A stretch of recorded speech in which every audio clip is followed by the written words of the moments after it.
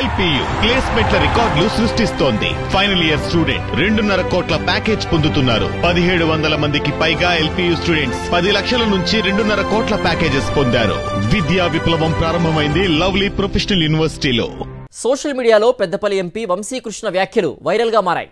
కాళేశ్వరంలో సరస్వతి పుష్కరాల్లో మంత్రి సీతక్కతో పుణ్యస్నానం ఆచరించాక వంశీ మీడియాతో మాట్లాడుతూ సంచలన కమెంట్స్ చేశారు. సరస్వతి పుష్కరాలు తనకు బాధను మిగిల్చాయంటూ ఆవేదన వ్యక్తం చేశారు. డబ్బు కంటే కూడా కులానిదే ఆధిపత్యమంటూ సంచలన వ్యాఖ్యలు కమెంట్స్ చేశారు.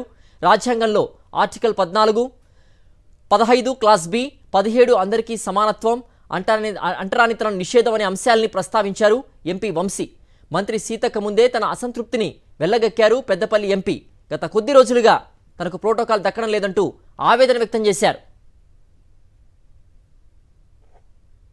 సరస్వతి పుష్కరాల గురించి చెప్పాలంటే కొంచెం బాధేసింది. మా హక్కుల కోసం పోరాడిన ప్రతి దళిత సంఘాలకు నేను శిరస్సు వచ్చి నమస్కరిస్తున్నాను. ఎందుకంటే ఈరోజు చాలా ముఖ్యమైన విషయం నేర్చుకున్నాను. నేను డబ్బు కంటే మరి చాలా విలువైనది ఒకటి కులం అని చెప్పి ఈ సందర్భంగా నేను అందరికీ తెలియజేస్తున్నాను. ఇది నేను నేర్చుకున్నాను. ఎందుకంటే కులం బట్టి ఎట్లా ప్రవర్తిస్తున్నారు అందరని చెప్పి ఈరోజు మనకు తెలుస్తుంది.